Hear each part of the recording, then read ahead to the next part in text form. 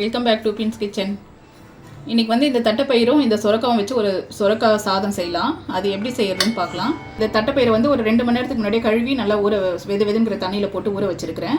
இதை வந்து குக்கரில் மாற்றிக்கலாம். இது குக்கரில் போட்டு ஒரு 4லேருந்து 5 விசில் விட்டு வேக வச்சுக்கலாம். அப்புறம் பார்க்கலாம்.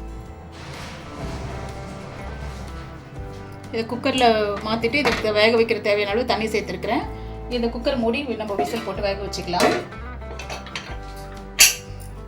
இது ஒரு 5 விசில் வரட்டும், ஆஃப் பண்ணிக்கலாம். இதுக்கு வந்து அரிசி வந்து இந்த மெஷர்மெண்ட் கப்பில் 4 கப் அரிசி போட்டு, நான் இன்றைக்கி சாப்பாட்டு அரிசி பொன்னி புழுங்கல் அரிசி தான் எடுத்துருக்கிறேன். அதை இது 4 கப்பு போட்டு கழுவி ஊற வச்சுருக்கிறேன்.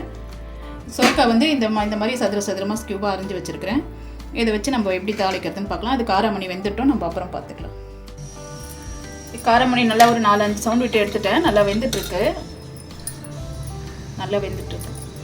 நம்ம இப்போ இது வச்சு சாப்பாடு தாளிச்சிக்கலாம். குக்கர் வச்சுருக்கிறேன். அதில் வந்து நல்லெண்ணெய் சேர்த்துக்கிறேன். நல்லெண்ணெயில் கடலெண்ணெய் எது வேணாலும் சேர்த்துக்கலாம். ஒரு 3 டேபிள் ஸ்பூன் எண்ணெய் சேர்த்துருக்கிறேன். எண்ணெய் காஞ்சிச்சு. நான் இதில் கடுகு சேர்த்துக்கிறேன். ஒரு ஸ்பூன் சீரகம் கொஞ்சம் ஒரு 1/4 ஸ்பூன் சேர்த்துக்கிறேன்.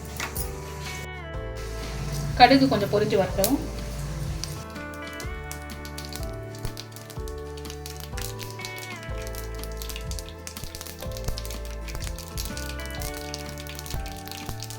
சின்ன வெங்காயம் ஒரு 100-150 கிராம் வெங்காயம் வந்து தட்டி வச்சுருக்கிறேன். இன்னும் அதிகமாக தட்டி வச்சுருக்கிறேன். அது அதிலே சேர்த்துக்கிறேன்.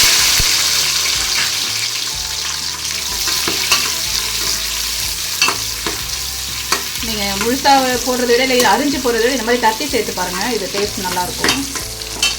அதே மாதிரி பூண்டை கொஞ்சம் ஒன்றும் அதிகமாக தட்டி வச்சுருக்கிறேன். அதே இதோட சேர்த்துக்கிறேன்.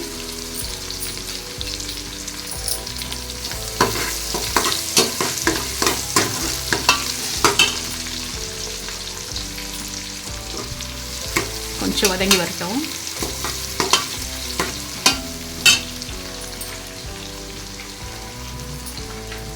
இதுக்குள்ளே கொஞ்சம் கருவேப்பிலை சேர்த்துக்கிறேன். கிள்ளி வச்சிருக்கிற கருவேப்பிலையை இது வதங்கத்துலேயே மிளகு சீரகம் சும்மா தட்டி வச்சிருக்கிறேன். 1 ஸ்பூன் மிளகு, 1 ஸ்பூன் சீரகம், அதையும் சேர்த்துக்கிறேன்.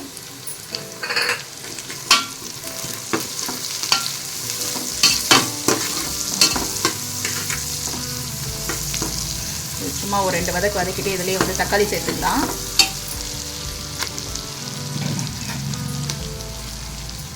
ஒரு 3 தக்காளி அரைஞ்சிருக்கிறேன். சின்னதாக கட் பண்ணியிருக்கிறேன். அதையும் சேர்த்துக்கிறேன்.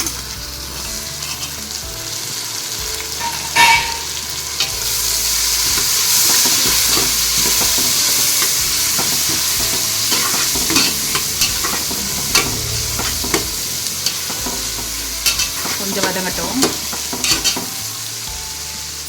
வதங்கத்துலேயே ஒரு 1/4 ஸ்பூன் மஞ்சள் தூள் சேர்த்துக்கலாம்.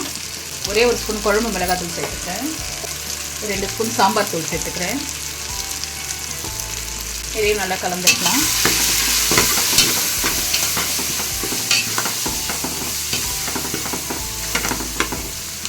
இதுலேயே நம்ம கட் பண்ணி வச்சுருக்கிற சுரக்காயும் சேர்த்துக்கலாம்.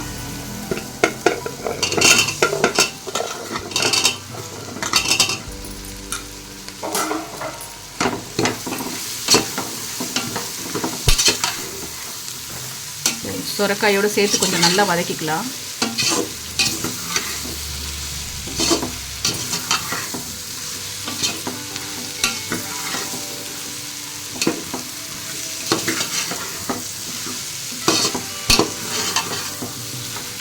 ஒரு 1 நிமிஷம் வதக்கிக்கலாம். வதக்கிட்டு மீதி காராமணியெல்லாம் சேர்த்துடலாம். சும்மா ஒரு 1/4 ஸ்பூன் காஷ்மீர் மிளகாய், வெறும் மிளகாய் தூள், அது காஷ்மீர் மிளகாய் தூள் சேர்க்குறேன் கலருக்காக. சேர்த்து வதக்கிக்கலாம்.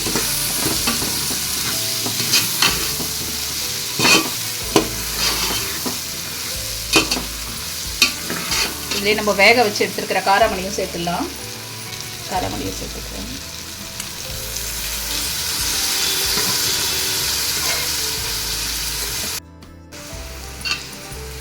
நான் 4 கப் அரிசிக்கு 1 கப் அளவு காராமணி சேர்த்துருக்கிறேன். நீங்கள் கம்மியாக வேணாலும் சேர்த்துக்கலாம். நல்லா வதக்கிக்கலாம்.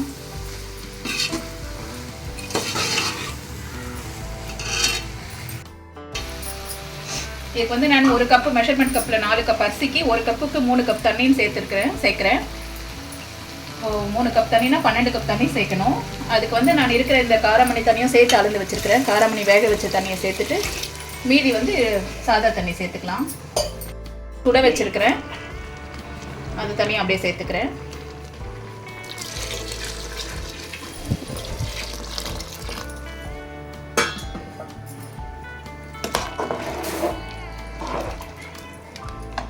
அவ்வளோதான். இது அப்படியே ஒரு கொதி வரட்டும். அந்த இதை நம்ம உப்பு சேர்த்துட்டு அரிசி சேர்த்துக்கலாம்.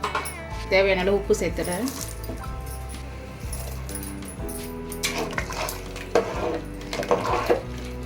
கொதி வரட்டும். தண்ணி நல்லா கொதிச்சிடுச்சு. அரிசி சேர்த்துக்கலாம். உப்பு செக் பண்ணிக்கோங்க இந்த டைமில்.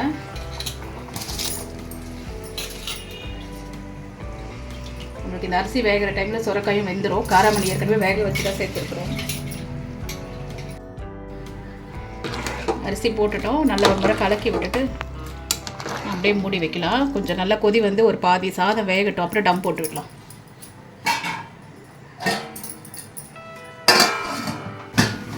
பார்க்கலாம் சாதம் வெந்துடுச்சான்னு.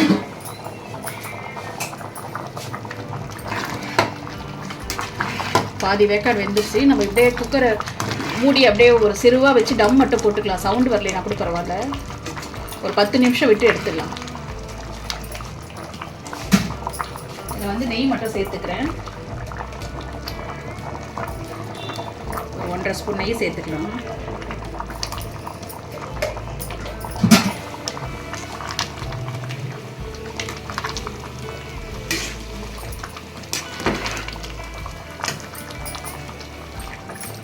கொஞ்சமாக கொத்தமல்லி சேர்த்துக்கலாம்.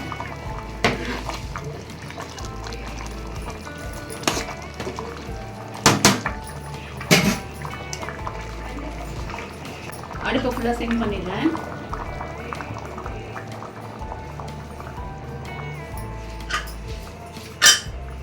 அப்படியே குக்கர் மூடிடுறேன். ஒரு 10 நிமிஷம் அப்படியே டம் இருக்கட்டும். அடுப்பை ஆஃப் பண்ணிட்டேன். 10 நிமிஷம் அப்படியே சிம்மில் வச்சுட்டு டம் போட்டுட்டு அப்படியே 5 நிமிஷம் ஆஃப் பண்ணி விட்டுட்டேன். திறந்துக்கலாம். இது மேலே இன்னும் கொஞ்சம் கொத்தமல்லி சேர்த்துக்கலாம். சேர்த்துட்டு அப்படியே கலந்து விட்டுக்கலாம். அவ்வளோதான். இந்த அளவு கொஞ்சம் தலை இருந்தால் தான் நல்லாயிருக்கும். ரொம்ப ட்ரையாக இல்லாமல்.